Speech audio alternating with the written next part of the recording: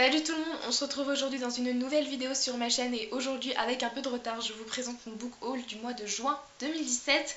On va dire que niveau papier je n'ai pas craqué vu que je n'ai que 2 romans papier à vous présenter, mais au niveau des e-books j'en ai quand même 21 ou 23, je ne sais plus, dans ces eaux là, 2 qui viennent de la plateforme NetGalley et les autres ce sont des livres que j'ai achetés durant la grosse opération Brajlon, Milady et Castlemore où j'ai absolument craqué mon slip. Voilà, donc du coup on va essayer de commencer tout de suite histoire que la vidéo ne soit pas trop longue et j'espère qu'elle vous plaira. Du coup les 2 romans de papier que j'ai reçus, ce sont 2 romans que j'ai reçus à la base pour mon anniversaire. Le premier il vient de ma meilleure amie, il s'agit de The Giver de Lois Lowry, publié ici aux éditions Houghton Mifflin Harcourt. Du coup c'est un roman, je pense que tout le monde connaît, qui a été publié en français sous le nom Le Passeur.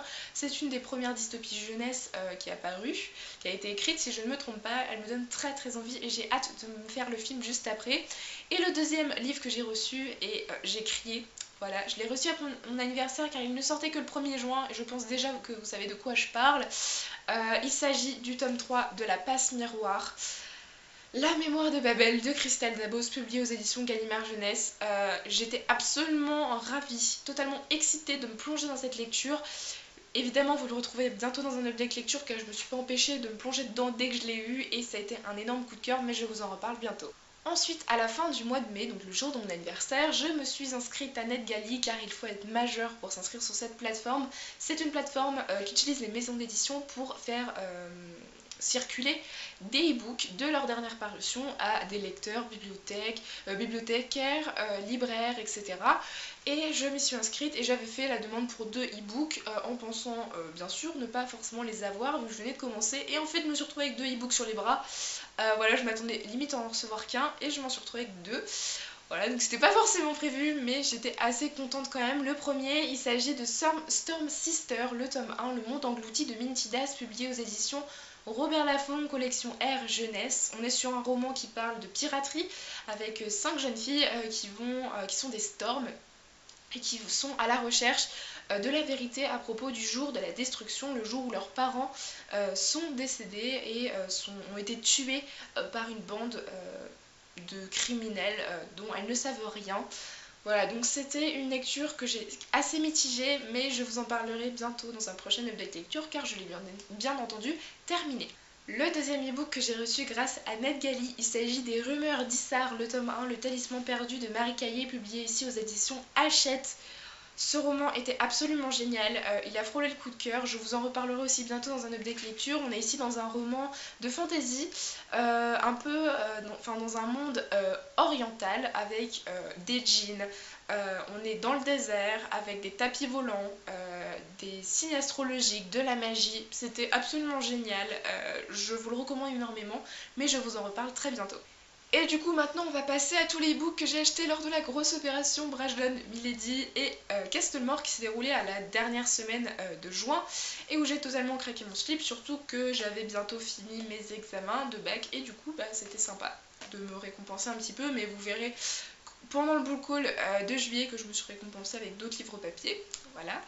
Du coup j'ai noté tous les e-books que j'ai pu acheter, évidemment je ne me souviens pas de tout les résumés, quelques-uns oui, d'autres beaucoup moins, mais ce sont sur le moment des histoires qui m'ont beaucoup tenté et je pense que ça peut me permettre de découvrir plein de sagas car souvent les sagas de Milady ou de Brajlon sont assez longues et quand on en commence une et qu'on n'aime pas, ça fait un peu mal, voilà, au porte-monnaie. Donc là ça me permettrait d'en commencer et de savoir lesquels je peux continuer en papier.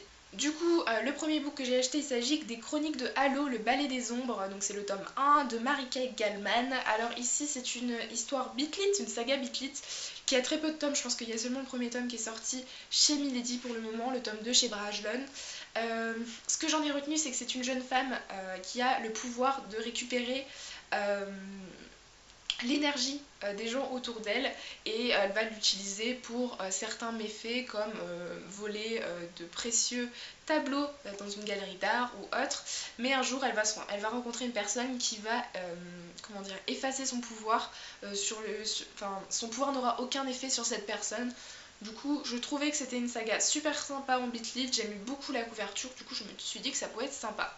Ensuite, je me suis pris Blitz, le tome 1 Blackout de Connie Willis. Ici, c'est un roman de science-fiction, je puis dire, où les historiens, on est un peu dans le futur, on va dire ça comme ça, Les historiens peuvent à présent, au lieu d'étudier des documents ou des témoignages, peuvent se rendre grâce à une machine ou autre au moment qu'ils veulent étudier. Donc par exemple, si vous étudiez la Seconde Guerre mondiale à l'école, vous pouvez vous rendre en plein dans la Seconde Guerre mondiale pour l'étudier dans la réalité finalement. Je trouvais ça super intéressant comme concept, moi qui adore l'histoire, je me suis dit que ça pouvait être très intéressant. Et là, si j'ai bien compris, on va suivre des historiens qui vont se rendre durant la Seconde Guerre mondiale, durant le Blitz en Angleterre. Du coup voilà, je pensais que ça pouvait être très intéressant et j'ai hâte de me plonger dedans, surtout qu'il a de très bonnes notes. Ensuite, je me suis pris Imagica, donc l'intégrale de Clive Barker. Ici, on est sur un roman d'horreur que Stephen King recommande énormément. Alors, vous allez me dire, oui, mais t'aimes pas l'horreur? Oui, je sais que je n'aime pas l'horreur, mais c'est un roman qui me tentait énormément. J'en ai entendu de très bons avis et j'aimerais quand même me lancer un peu dans l'horreur un jour. Je pense que c'est d'autres émotions qu'on peut ressentir face à un livre et j'aimerais beaucoup tester ça. Dans ce roman, du coup, on va suivre normalement un homme qui veut assassiner sa femme, mais il ne veut pas le faire lui-même. Il va donc engager une personne pensant que c'est une sorte de criminel professionnel, on va dire ça comme ça. Et finalement, cette personne qu'il va engager se trouve n'être pas un homme, mais une créature qui va emmener sa femme beaucoup plus loin que l'enfer. Voilà, je trouvais ça très intéressant et j'ai hâte de m'y lancer. Ensuite, je me suis pris sur des mers plus ignorées de Tim Powers. C'est un roman de pirate et vu que j'ai été assez mitigée sur le roman Storm Sisters de Minty Das, j'avais très envie quand même d'aimer un roman de pirate. Voilà, c'est vraiment un concept que j'aime beaucoup. Et du coup, je me suis pris ce bouquin. C'est le bouquin qui a inspiré le 4e volet de Pirates des Caraïbes avec la fontaine de Jouvence. Donc du coup, je me suis trouvé ça assez sympa. On suit voilà le personnage de Jack qui va avec toute l'histoire autour de la fontaine de Jouvence. Je pense que ça peut être super sympa à lire et ça peut être une très bonne, un très bon bouquin pour l'été. Ensuite, je me suis pris Le sang et l'or, le tome 1, Les filles de l'orage de Kim Wilkins. Ici, on est sur un roman de fantasy où le roi est en train de dépérir suite à une maladie rare et ses filles vont se mettre en tête d'aller chercher l'antidote, le remède pour sauver leur père. Et elles sont plusieurs sœurs qui vont voilà, se mettre en quête de cet antidote. Ça peut paraître assez simple dit comme ça, mais j'avoue que suivre des sœurs comme ça, je trouvais ça assez sympa comme concept. Du coup, je me dis que ça peut être très sympa à lire pour commencer une série de fantasy. Voilà, ça me tentait beaucoup et la couverture est très très belle. Du coup, le roman suivant que j'ai pris, il s'agit de L'Architective, le tome 1, Les reliques perdues de Mel Andoris. Ici, on va suivre un jeune homme qui a le don de parler on va dire avec les meubles, avec les pièces. En fait, il a ce don que quand il rentre dans une pièce, c'est que cette pièce a un passé. Cette pièce va lui donner, va lui parler de quelques bribes de son passé. Je trouvais ça assez intéressant. C'est un livre jeunesse qui m'a l'air très original et j'ai hâte de m'y lancer. Ensuite, j'ai pris le tome 1 de L'Ange de la Nuit, La Voix des Ombres de Brentwick. C'est un roman qui était très recommandé, enfin en tout cas une saga par Perus Project, donc qui est une chaîne américaine. Je pense que vous la connaissez si vous regardez des chaînes anglaises ou américaines.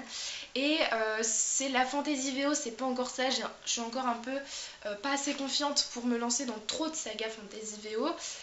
Mais c'est une saga qui me tentait énormément et qui traitait du sujet des assassins. Donc je pense que ça peut être super sympa. Ensuite, je me suis pris le tome 1 de Arcane, la désolation de Pierre Bordage.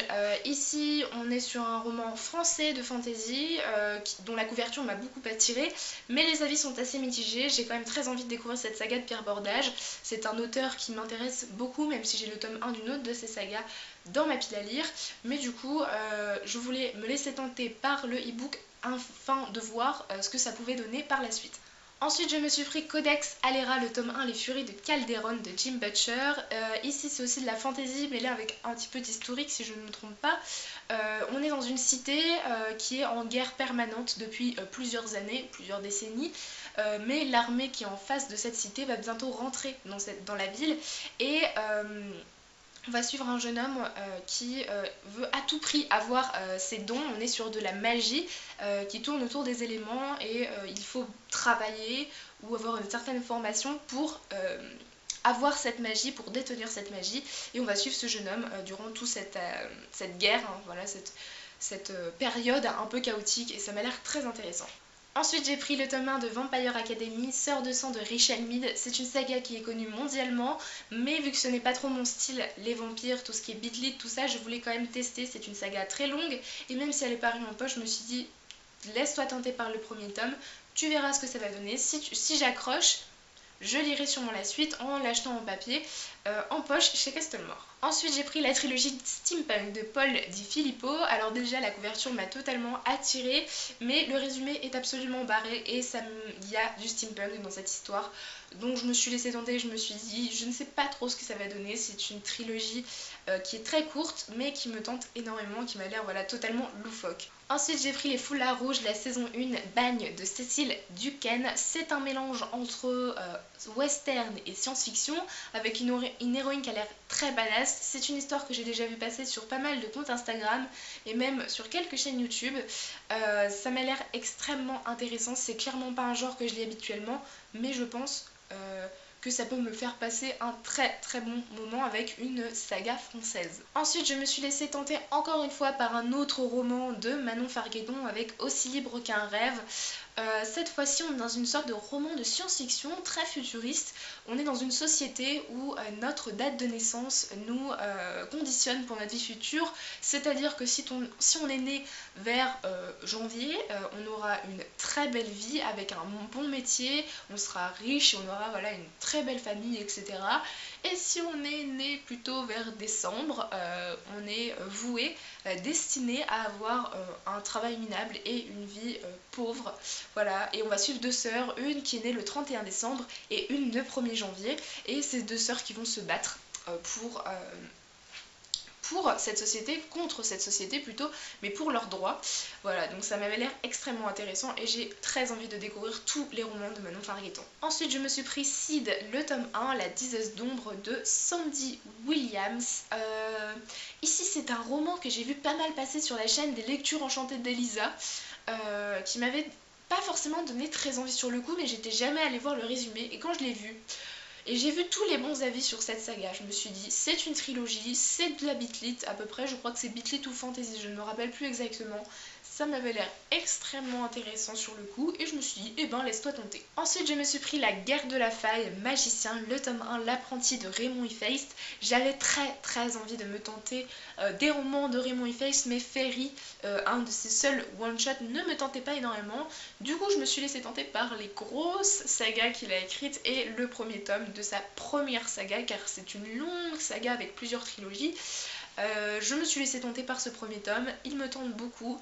J'entends parler de Raymond Ifeist absolument tout le temps, un ami me l'a recommandé, donc je me suis dit c'était le moment de me laisser tenter. Ensuite j'ai pris Les 12 rois de Characaille, le tome 1 de Bradley Beaulieu. On est ici sur un roman de fantasy français qui mêle de la fantasy avec un monde oriental, qui m'a fait beaucoup penser à Aladdin, surtout au niveau de la couverture.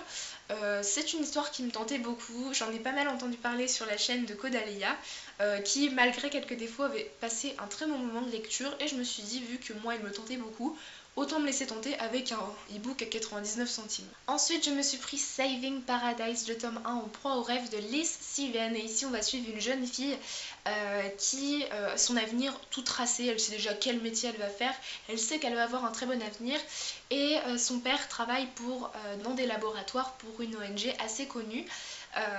Et un jour, le laboratoire de son père va exploser alors qu'elle y est. Cette jeune fille va frôler la mort et va se retrouver sous protection, triple protection, on va dire ça comme ça.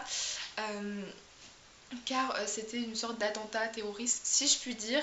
Donc c'est un roman français qui me tentait beaucoup, le résumé m'a beaucoup intriguée et j'ai hâte de me lancer dans cette histoire. Ensuite je me suis pris un deuxième roman de cet auteur, c'est sa deuxième saga, il s'agit du tome 1 de la saga La Balance brisée, Subliminal, toujours de Liz Siven.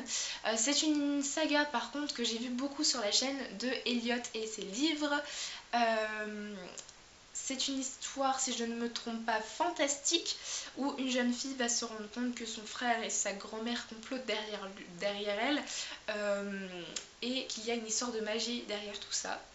C'est tout ce que j'ai retenu du résumé, ça me tentait beaucoup sur le coup, et je pense que ça peut être une très bonne saga jeunesse, qui peut être très bien écrite. Ensuite, je me suis pris le tome 1 des Lames du Cardinal de Pierre Pével. Oui, j'ai déjà Au Royaume de cet auteur dans ma pile à lire, mais ce roman me tentait énormément aussi. C'est un roman enfin c'est une saga de fantasy qui tourne autour des dragons. Les dragons auraient envahi notre monde, mais on vivrait un peu en paix, si je puis dire, avec eux. Voilà, donc ça me tentait beaucoup. C'est une saga qui est extrêmement connue, il y a d'excellents avis dessus et j'ai hâte de me lancer. Ensuite, contre toute attente, je me suis pris une romance historique, si je puis dire.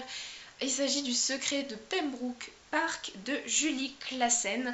Je ne me rappelle pas du tout, le résumé. Voilà, je ne pourrais rien vous dire dessus. En tout cas, la couverture, je la trouve très jolie. Sur le coup, le résumé m'a paru très intriguant. Il a de très très bonnes critiques et du coup, j'ai hâte de m'y lancer. Et ensuite, enfin le dernier e-book, et je vous assure qu'après c'est fini, il s'agit de Meg Corbin, le tome 1, Lettres écarlates, de Anne Bishop. Ça c'est une série Bitlib dont j'ai quand même pas mal entendu parler. J'ai lu le résumé, il a de très bonnes notes, je me suis laissée tenter directement. Voilà tout le monde, ce book haul de juin est enfin terminé. Je suis désolée pour cette longueur, mais j'espère que ça vous aura fait découvrir beaucoup de romans, je pense surtout en e-book. Voilà, mais j'espère que ce book haul vous aura plu. N'hésitez pas à me dire ce que vous avez acheté en juin. Et du coup, je vous souhaite de très bonnes lectures et je vous dis à très bientôt dans une prochaine vidéo. Bye!